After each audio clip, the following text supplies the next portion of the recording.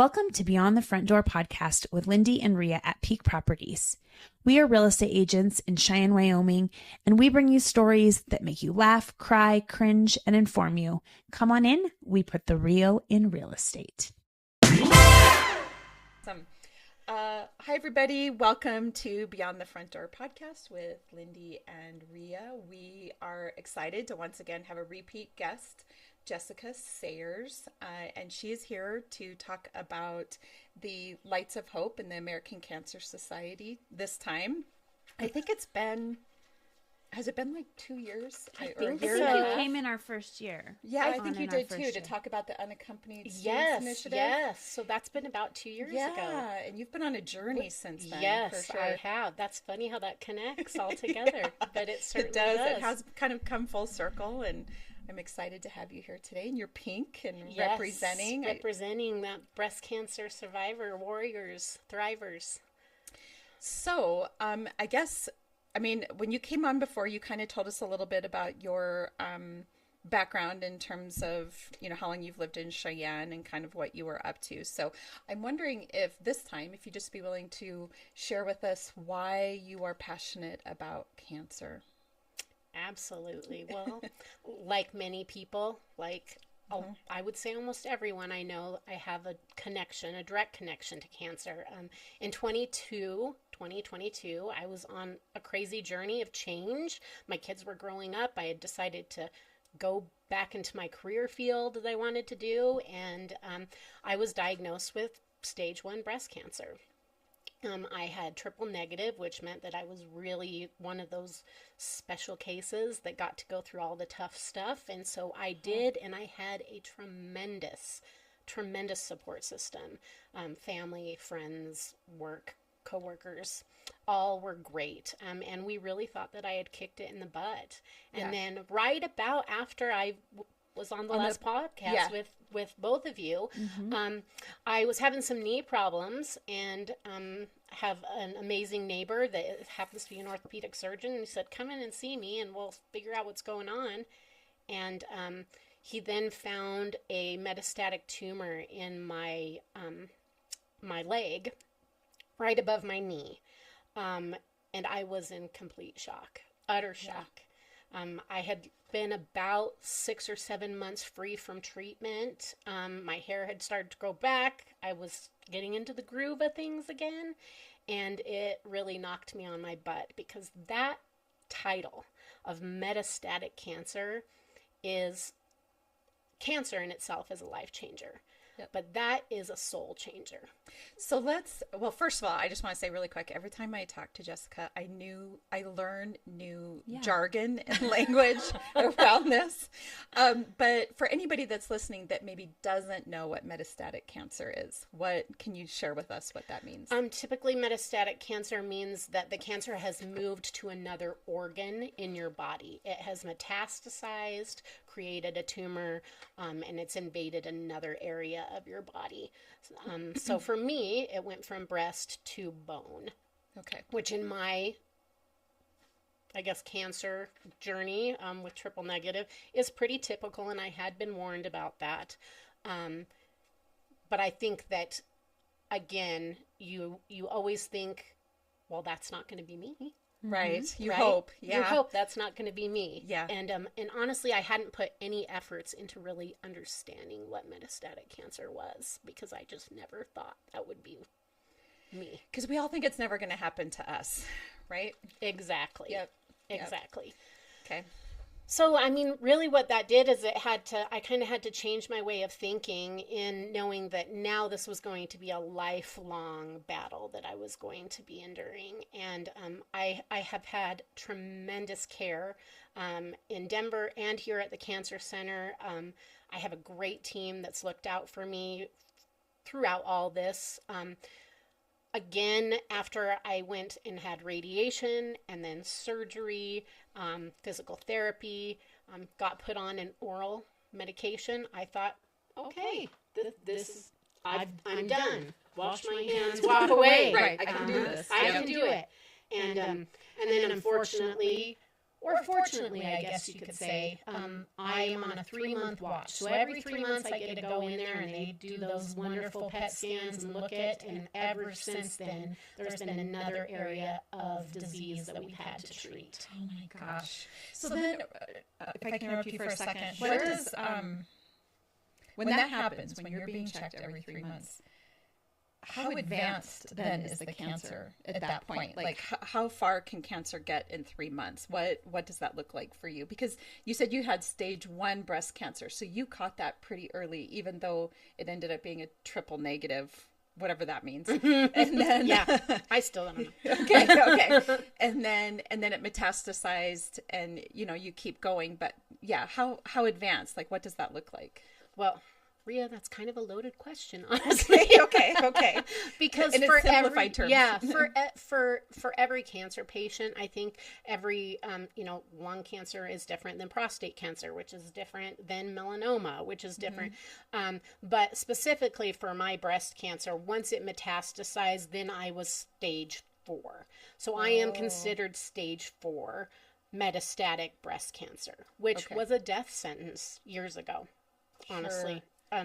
And through research, there has been new drugs and new ways of treatment to really extend life. I think one thing I had to really recognize is that I am now living with chronic disease that is managed. I will never be cancer-free. I will never be in remission because the cancer cells have now gone throughout my body, and for whatever reason, maybe they will find out someday, whether it be stress, eating, living environment, those cells every now and then decide to multiply and just attack whatever that is.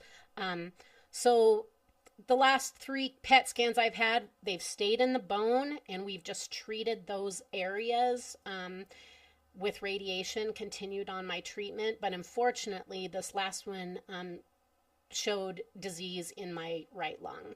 So now I've skipped the metastatic stage 4, and now I'm into other organs, which is concerning, but they still have a great plan. And I am confident that I'm like a cat and I have 9 lives. So I've got like 4 left. So I just want to interrupt really quick and say, this woman, every time I see her, she's beautiful. Yes, and she's positive. She's positive. And upbeat and... Yeah, like I don't think anybody running into you would know that you are dealing with all of this. So I am happy to hear that you have a good support system. You do have people that are checking in on you and helping you manage this whole thing. I am certain, even though whenever I see you, you're bright and sunshiny, you have your moments that feel pretty dark. And you have to but you've got a lot of loving people around you to help you through those. But gosh, you are just an inspiration every time I see you. You are a shining light for anybody that's out there that is needing just a little bit of hope, I think, in what they're going through. So I just have to stop and say that really quick, because I think every time we see you, that's how we feel about you. So. Oh, I appreciate that. I do certainly have my dark days. I do have a support system, but I also think that there are resources available for anyone that is either directly affected with cancer or even has family members, because the caretaker position or the support position can be really overwhelming as well. Sure. And so I always try to think in terms of, how is this affecting all those around me too? And I know that as humans, we take energy off of each other. And so I try to remember that when I'm around those that love me and are supporting of me, that if I am looking at things as my glass is half full, then there's a better chance that they're going to get there with me too. Sure. And I am just convinced that that there's a reason for me to be here still. There's a reason for me. I think that whatever you believe in, my God would not let me still be here if I wasn't supposed to be. And so my fight is to keep fighting. Yeah. And it's been a battle, let me tell you. It's been a battle. And I do think the emotional toll of cancer weighs a lot more heavy on the physical most of the time. That makes sense. That makes sense, because you're it's life or death. and you're taking a look at and taking stock of the things that are important in your life and where I imagine you get super intentional Very. about what you're doing every day and how you're choosing to spend your time and who you're choosing to spend it with. Absolutely. Before we get into the lights of hope, the research part of this, if you'd be willing to share just a little bit, if you suspect that something is wrong, and you keep talking about a really great team and a great support and going between Cheyenne and Denver, what's one of the first steps you took? Like, who are you going to talk to say, I think there's a problem, or I think there's something wrong? Like, what did that look like for you? I mean, I heard it with your knee, but with the breast, like, what was that like? Well, I was very lucky that mine was called on a mammogram. Okay. But to say that, I had a mammogram and I'd had them before. And it came back with like, oh, you have some tissue that we're concerned about. And every time I would go in and do the follow-up, and it was just strange. They were like, nothing's there. So by the third time, you get a little bit like, I'm not really worried about it, but okay. And I got a little passive. You're like, are they just being extra cautious? Or Exactly. And I think you can vouch for, as women, we are busy. And at that point, I was a single parent with 3 kiddos running around doing all the sports things. And I put off the follow-up mammogram. I said, I just don't have time for this. Sure. And so 6 months later, I go into my annual appointment, and my provider said, hey, why haven't you followed up on this? And I said, well, quite frankly, I don't have time. Yeah. And I've already done it a couple of times. Yes, and I've done it before. And although I appreciate your knowledge and I respect the medical industry, and I just think that sometimes we're overkill. Yeah. Right? Yeah. Like, get your teeth cleaned, get your mammogram done, like do all the things. Yeah. And she kind of looked at me and said, all right, well, I'm going to tell you, you get either that or you get your colonoscopy because you're due for both. And you take a pick. And I really think it was that provider giving me that push for self-care that I needed to hear. It's okay to make it a priority. Sure. And again, I had done all the right things. I had set up the appointment and gone and got it done and felt like I could check it off the list. Yep. And then at that time when I went in, right then and there, they did a biopsy, they did an ultrasound, and they had found it immediately. And it was stage 1, but I tell you, again, that's why I'm so passionate about, like I am on the board of Wyoming Breast Cancer Initiative, and they are all about prevention and knowledge about mammograms and getting them done. And so shout out to Wyoming Breast Cancer Initiative. And we've had Stacy on. Stacy is phenomenal. She is doing great work around the state.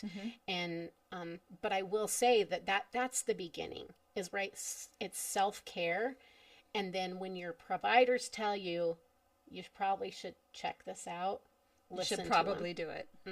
Because they know what they're talking about. And if they have areas of concern, there's a reason for it. Sure. So I would say that was what really pushed me to doing it. And then it was just like, fast track. All the things came after that. And I did speak with somebody that had been through maybe not my exact cancer, but I connected with somebody that had been through it. And I call her my breastie. I love that. Yep, she is my breastie.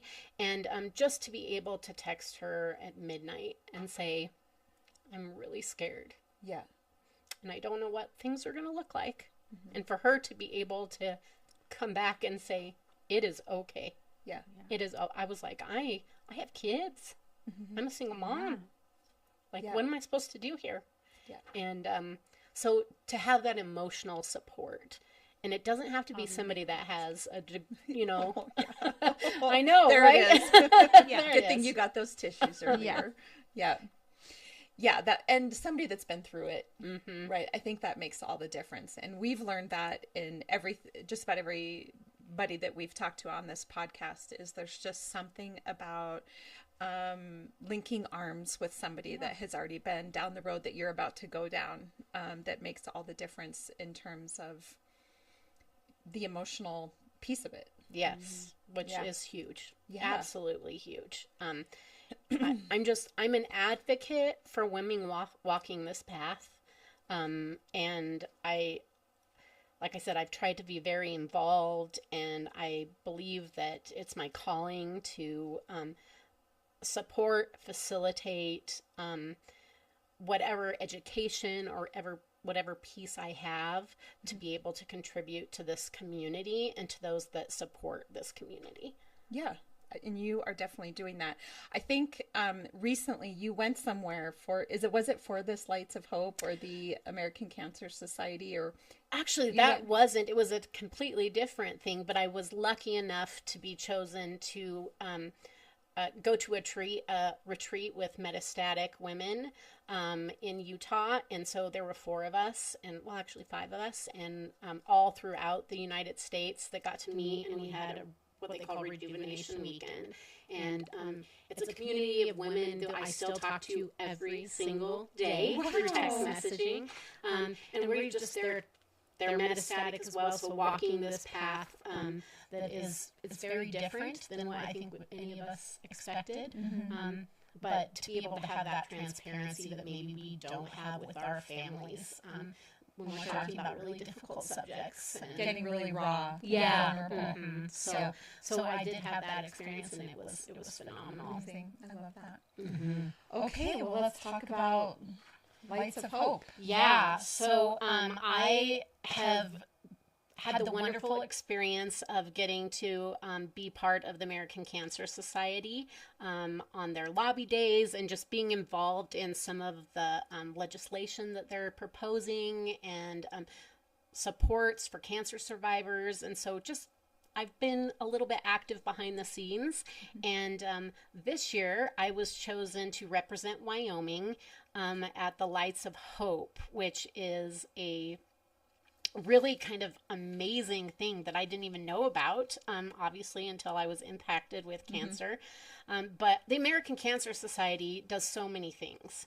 I can't say enough about them, but their priorities, one is research. And that's one thing that I can just really say I feel so passionate about, because without the research that they've done with triple negative breast cancer or metastatic cancer, the drugs that they're using, I would not be here today. That's incredible. And we continue to make advances all the time, right? And it's why it's so important for people to give and to donate and to be involved in their events, because all we're doing is paving the way for the women after us, correct? And anybody absolutely with cancer after us is what I should say. And another thing they're very passionate about is access to health care, which is a big topic right now. Especially here in Wyoming. Prevention, survivorship, things like that. But the piece that is really important to me really is that research and that funding for us to be able to hopefully one day find a cure for not only breast cancer, but cancer in general. So that we can not have this fear that I think so many of us live with. I would agree. Like, it's something that is on my mind a lot. Oh, I think so too. I think people think it's not like if, it's when. Yes. Right. Yeah. Yeah. And I do think that we are in that time period where, we're living longer, and that's just the chances. Yeah. And because cancer is just so smart. That's why it's so smart. For sure. And it's outwitting the best of us. And it's really frustrating, because we see all these people who are donating lives, money, and we're still fighting the battle. So it is incredibly important to donate and be passionate where you can. And I think that the American Cancer Society does an amazing job. Their Lights of Hope, the thing that's so special about it is that you can donate in memory of someone or in honor of someone, and they are represented, which is at our national level, which is so incredibly thoughtful, I think. Yes.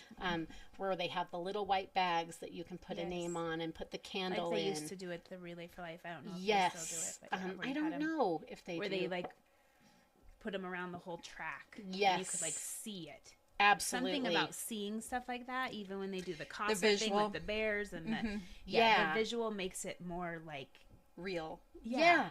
Right? It touches you. Yeah. Like, because the representation of that little white bag is somebody that has, you know, either fought a good fight or is still fighting the good fight. Yeah. Yep. And it's a life out there that's impacting the people around them. And And I love the lights of hope because, like, there is so much hope in that. And like I said, because of research, I'm still here. Because of the fact that I have this amazing amount of team members that are looking and researching and figuring out things every day to help extend my life is pretty phenomenal when you think about it. And the more we can extend your life, the happier you are, the better off your family is, the better off the people around you are. We gotta, Yep. So they're hosting their 16th annual this year in September. The neat thing is they display those in DC in the garden there, right across from the Capitol. What garden is that called? What? Celebration Memorial?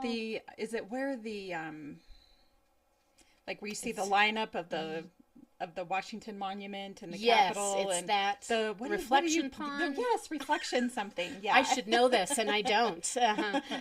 But yeah, so they line those all, and then they have a big bulletin board, a 50, one representing every state that has the story of a cancer survivor, which I am honored to represent Wyoming. That's amazing. This year. So pretty exciting.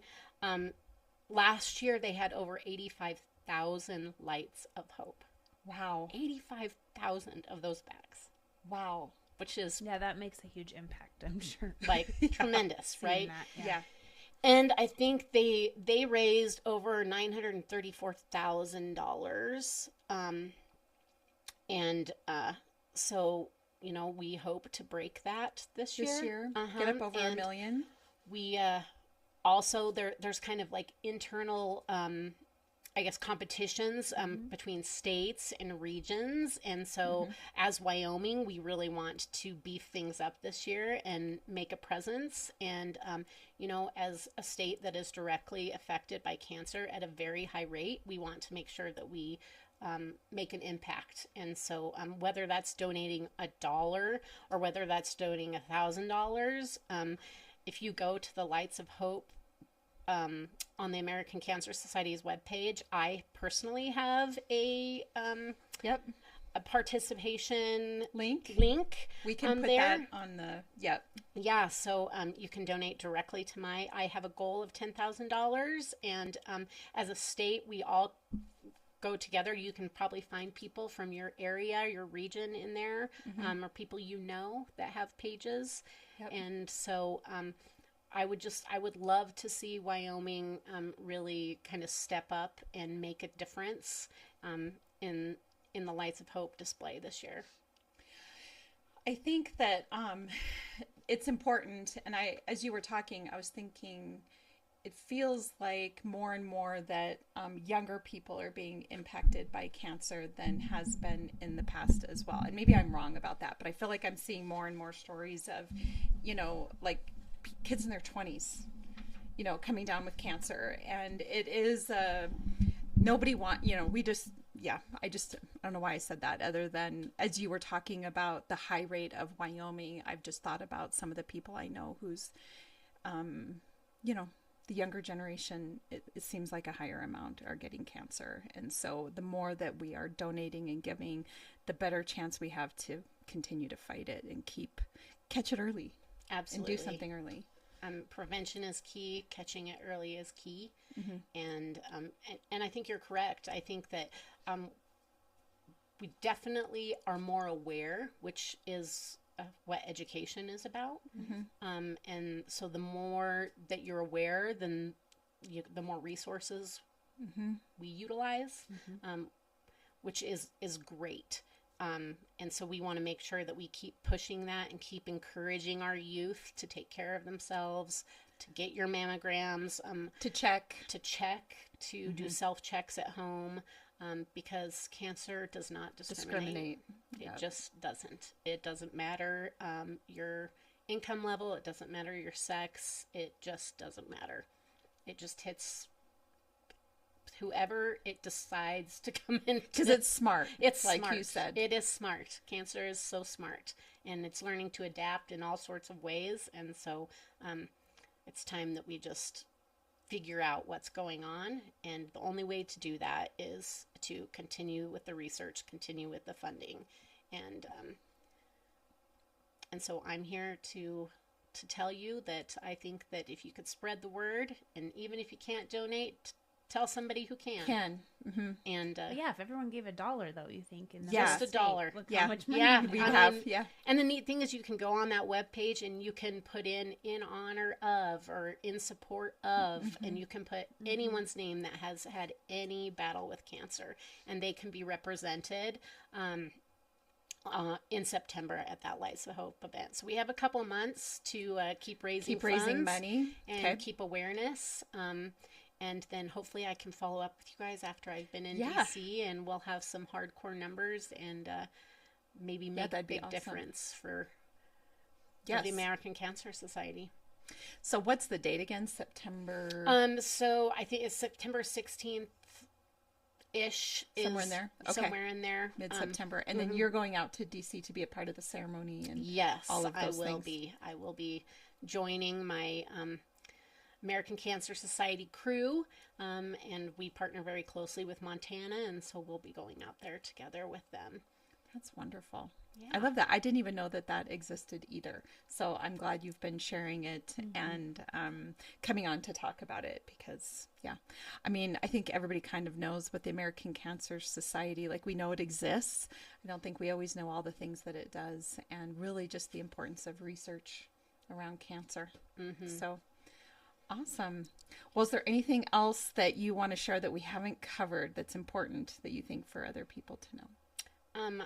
Well, I just appreciate what you guys do in getting information out to our community. I think you're such a valuable resource. So I just want to thank you for that. And like I said, I just encourage anyone that has had any connection to cancer, whether it be a coworker, a brother, a sister. It's literally got to be everybody. It's got to be everybody to, at least go onto the website and learn about what they are doing, learning about how the American Cancer Society is really making an impact in the lives of those with cancer. Unfortunately, I think it happens all too often that we don't take the time to learn about something until we're directly impacted by it. And then we, and it's just kind of the way of the world and how it works. But like you said, Lindy, I think everybody has been touched by cancer at this point. And it's just a good idea to get on there and learn a little bit and give a little bit, even if it's just $1. I think people always think, I can only give $1. Yeah, I only have $5. Yeah. But $5 every person. Yeah, it makes a difference. It all adds up. And we never know, right? Just like you say, I think if I was walking down the street, no one would know that I'm having a daily battle with cancer, and that, I spend a good chunk of my time up at the cancer center, which I love those ladies, but I tell them I don't want to see them every day. I don't. Right. Yeah. And so, we really don't know what everyone is fighting. And, I have a family member that I am fighting with this battle with, and we joke about how we spend more time together at the cancer center and then we do at family get-togethers. Yeah. But this is our life, and I hope that our future doesn't have to have this part of our life. Yeah. Yep. I completely agree. Well, thank you for always being a shining light and always being such a positive force. I really appreciate having you in my life, and that you're here in Cheyenne and kind of spreading what you do, because it's important. And so thank you. Well, thank you both very much. I appreciate the time. Yeah, of course. So Lindy and I each have a question that we like to ask our guests, and it's changed from the last time you were here. Oh, okay. So the question that I have for you is, what do you think is the number one leadership trait that a person should have, or what do you aspire to have in terms of leadership? I think that an important leadership trait is empathy. We keep It was the third one But today. Oh, We've really? had different ones, but Yes. today we had this Yeah. vibe. Yeah. Yes, empathy has been the vibe today. That's crazy. Yes. I think we've lost a little bit of Maybe that's empathy. why I it's agree. You coming know, up. Yeah. and we can blame it on COVID. We can blame it on, Social media. We can blame it on Lots of whatever. things, I think we've just evolved to where we just don't really either show that empathy or allow ourselves to feel that empathy. But when we're in leadership positions, to really understand someone, you have to be empathetic, and You have to be willing to see things from their perspective. 1,000%. Yeah, even if you don't 1000%. agree with everything somebody says, taking the time to put yourself in their shoes makes all the difference. Yes. Right? So I love that that's a overwhelming Today, for sure, it has been. comment. All right. Okay, since we're real estate agents, we had to throw a real estate question in there. Okay. The first question, I have two, but the first one is this stage in your life, what does home mean to you? And then the second one, what attracted you to the home you live in right now? Oh my gosh, Or even the one that question you're again. getting. Or the 'Cause one I'm on I a know. move right now. I think what home means to me is warmth, and just being comfortable where we're at. I think we go all the time, so to be able to have warmth and comfort, that's what we all need, is somewhere to go, to land, to take our shoes off, to be who we are. What drove me to the house I'm in initially was in my stage of life. I was newly divorced, and I wanted to have that open door where all my kids' friends would still come over and play. And so I really tried to create that open door. I wanted all the kids in the neighborhood to be there. And now I think I'm looking for a little bit more quiet peace. Sure. And honestly, what we keep coming back to is simplicity. I'm looking for simplicity, and that's the house we're moving out to. That's exactly what it is. It's a little bit of a simple life. It may be a little inspiring too. A little beautiful. Little views in the morning. Yeah. Things that when I think I was younger, I was too busy running around to value. Yeah. And now with the things that life has put on my plate, slowing down is okay. Yeah.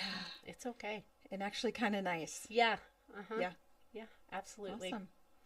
I love it. Yes. Okay. Thank you. So if people want to give to the Lights of Hope, now we're going to put the link in our, when we post this, but where could they find it if they're listening? They can Google American Cancer Society, Lights of Hope, and it's Lights of Hope across America.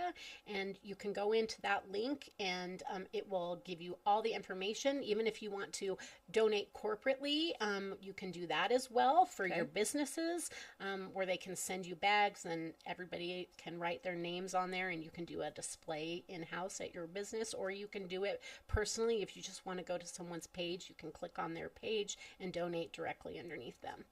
Awesome. Yes, and I encourage you to do that. Let's go to Jessica's and Yeah. We want to get Get her to Jessica's her numbers 10,000. out there. Yes, we want to get my numbers. I have a while, but let's beef it up let's there. do it. Yeah. I have a couple of verbals that haven't gone on there yet, but hopefully we can build it up by September. Yeah. Awesome. Well, thanks so much for coming on, and you're welcome back anytime. So we'd love to have you come back in the fall and tell us about your experience. I would love to. Thank you so much. Of course. Awesome. And for all of our listeners, as you know, Lindy and I are realtors here at Peak Properties. So if you're looking to buy or sell, we'd love to help you with that. You can find us at sellcheyenne.com, as well as our social media platforms and Beyond the Front Door podcast on YouTube, as well as your favorite podcast platform. Did I say that twice? Anyway, and be sure to hit the subscribe we button. say this whole little I do it. script, and so you get used to just Saying the same thing. Yeah. Did I say it? Did I say it, or did I say that twice? Anyway, we hope you have a really great day. Yes, thank you. Yeah.